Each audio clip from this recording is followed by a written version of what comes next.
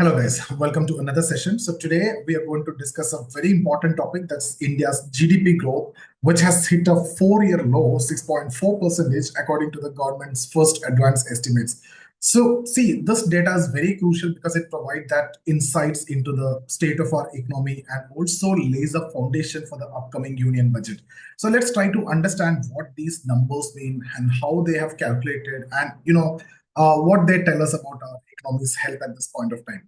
So let's start with, by understanding what are the first advanced estimates. So if you look at the definition, see the FAE, in fact, FAE means first advanced estimates, predict India's GDP for the entire financial year based on the data available up to December.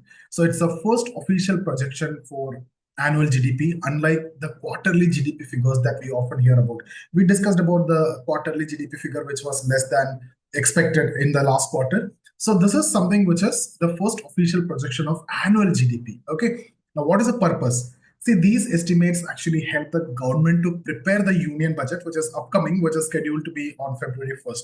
So they guide resource allocation and policy making by providing a snapshot of the economy. So this will give a clear idea where the resources need to be allocated, where more focus need to be given and other things. So if you look at the key data sources here, that's IIP, the Index of Industrial Production, that will be taken from April to October. And the crop production estimates will be taken. Financial performance of listed companies will be considered, and indicators like air travel, railway cargo, and the car sales, and all these data will be taken out. So if you look at the timeline, the FAE is released every Jan, followed by the second advance estimates in the late February, right? So this is how it is actually. So I hope you got the idea about FAE. Now let's try to understand the difference between the real GDP and nominal GDP. See, when we talk about nominal GDP, that measure the total value of goods and services produced at the current prices. That's the price which we have now. So for example, a financial year 2020, 24-25, it's projected to be 324 lakh crore. That's 9.7% increase from 295 lakh crore of last year.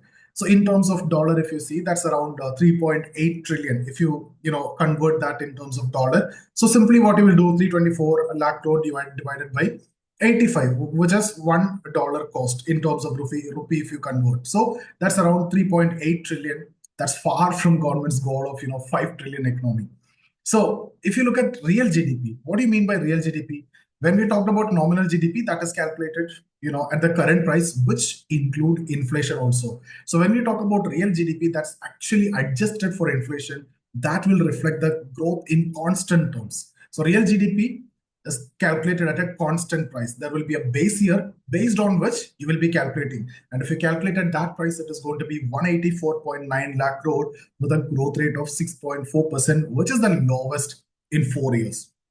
So nominal GDP, real GDP, you need to understand the difference. Nominal GDP, you add the goods and services produced at the current price, whatever price is there. So what is the issue? It involved that inflation also. So if you want to show higher GDP, what you can do is you can simply increase the price, right? You can inflate the price and you can show higher GDP.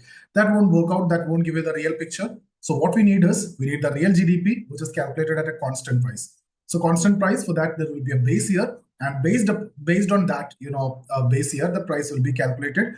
So the goods and services, everything will be adjusted on the basis of inflation. And if that is the case, 184.9 lakh crore. On the other hand, if you see 324 lakh crore, which is almost double, right?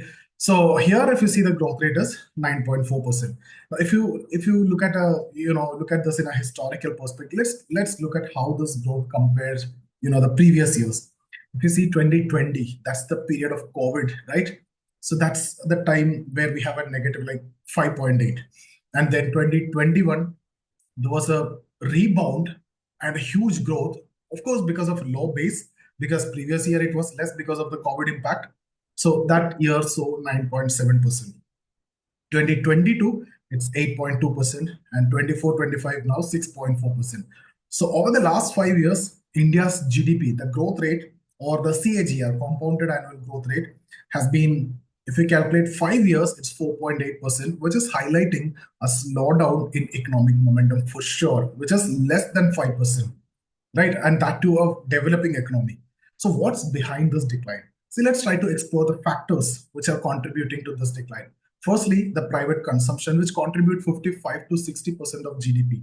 So the growth is projected 7.3%, slightly better than last year, but still below the potential. Private consumption is good because that create demand. Of course, when demand is there, supply will be there, production will be there, GDP will increase, because this is contributing almost 55 to 60%. So this is actually good. This increased, but still less than the actual potential. If you look at the government spending, expected to grow only by 2.5% compared to 4% last year, which is not a good sign. At least 4% should be there. So the government is cutting down the expenditure means, the money supply will actually reduce. It should not be higher also, because in that case, more money supply, that will lead to more demand, and that will lead to increase in prices. Also like MG and REG and all, if you see, because of that, it contributed to inflation. So government cutting down expenditure is a good sign, but not like this much. If this happens, especially when we are in a slow growth situation, if government is also cutting down, RBI is also on the other side not increasing that much liquidity, or not taking any easy monetary policy, and government is also cutting down, is not a good sign. At least government should maintain that. So if you look at the 5-year average also, it's 3.1%. So this is even less than 5-year average that the government spending, which is again not a good sign. Private investment, if you look at, see, the growth have slowed to 6.4% from 9% last year. So that is also not a good sign, because you see, consumption is increasing, but investment is not increasing. Government spending is also coming down. Private investment is also coming down. So that is again a big problem. In fact, weak demand at this point of time that discourage businesses from investing. So the issue is there with demand. So when government is also cutting down expenditure, that will again further reduce the demand. When RBI is also taking tough policies, or not even reducing the rate for the last 12 monetary policies, that again will reduce the liquidity and demand. So all these will compound. If you look at the next net exports, the trade balance issue continue to affect GDP growth. So we have a negative trade balance. We have more import rather than export. So when we look at that net export, it is negative. So there is a forex outflow, mainly because of crude oil import, of course, you can say. But still, this is again a negative indication. Now, if you look at the nominal growth, that is actually the illusion, right? So India's highest GDP growth, if you see, post COVID-19, was largely driven by base effect, where the recovery from the low base made the growth appear higher. What do you mean by low base? When the price is low, like let's say you are at 10 rupee, right? What is a 100%? What is 10% increase? 11 rupee, right? So even 1 rupee increase, you can say 10% increase. But when you talk about, let's say your base is 20. Now, what is 10% increase? That's 2 rupee, right? So if you need to have that same previously from 10, when you became 11, that is 10%. Now let's say 20, from which if you need to get the same 10%, you actually need to double. You got the point. From 10, you got 1 increase. No, don't consider rupee or anything. From 10, when there is an increase to 1, which is 10%. Now you are at 20. Earlier base was low, so 10% is there. Now that same 1 increase, from 20, there is a 1 increase, which is only 5%. Earlier it was 10%. Why? Because the low base. That's actually what happened due to COVID. Now, if you need to have the same, you need to double, right? If here it was 1, now you need to double the production, which means 1 become 2 here. Then only you will actually get that 10% growth. So I hope you got that idea. So the low base actually contributed that, growth in post-COVID. What are the challenges ahead? See, demand is again a big problem.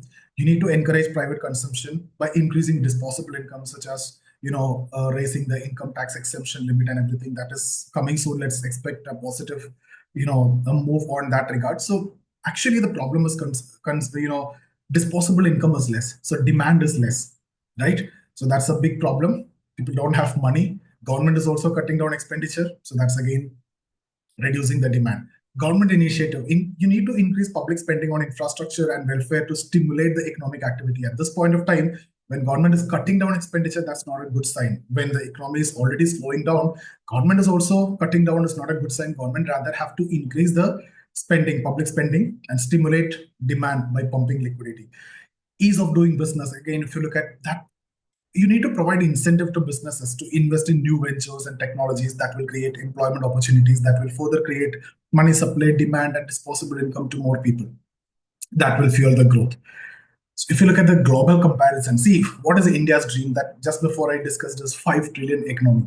Now with the rupee at 85 at this point of time, if you even if you calculated the nominal value, GDP stands at 3.8 trillion, which is far away from this 5 trillion, right? So if the rupee have remained, let's say if rupee remained at a 2014 value, let's say that's the value. What was the value in 2014? If rupee remained at that price, so see what actually happens. You calculate GDP at nominal price in terms of rupee, and then what you need to do is you need to divide by US dollar, right? So US dollar cost us $1 is 85. So you need to divide by 85. 2014 it was in 60s. So when you divide by 85, it is 3.8. If it was in 2014, then it would have crossed that 5 trillion economy. So what is the main problem? There is another problem, that is because of this rupee depreciation, right? So what I want to conclude is, see, India's GDP growth has slowed, and that's actually signaling the underlying issues, various issues. There is a problem with the demand, there is a problem with investment, and there is an issue with government spending also. So we need to increase demand, we need to increase the private investment, we need to increase the government spending also to boost the economy at this point of time. We are not in recession, there's a slowdown. Growth is not robust as it should be, right? So that is affecting everyone. And the government's response in the upcoming budget will be critical in addressing all these challenges. And we'll have to wait and watch what the government is going to do, whether it will increase the public expenditure, whether it will reduce the income tax or give more exemption and increase more disposable income so that more spending will be there. Right, so all these we need to wait and watch. So that's about this session, guys, and thank you so much for attending. If you like the video, share it with your friends also. See you in the next session.